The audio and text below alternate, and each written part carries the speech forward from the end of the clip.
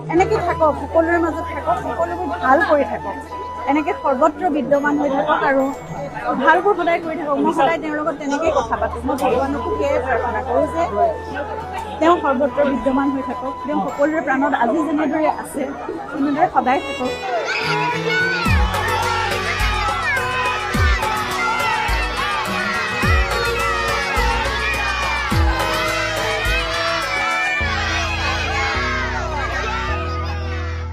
জুবিন দাৰ আত্মাই পোৱাইছে মই একো গম নাপাওঁ কেনেকৈ এইটো জেগা পালোহি, কেনেকৈ ইমান প্ৰতিকূল বতৰ লৈছে, এখন গাঁও হৈ গ'ল। একমাত্ৰ জুবিন দাৰ আত্মাই যেনে প্ৰতিটো পদক্ষেপতে জুবিন দা জীয়াই থাকোঁতে মোৰ লগত আছিলে।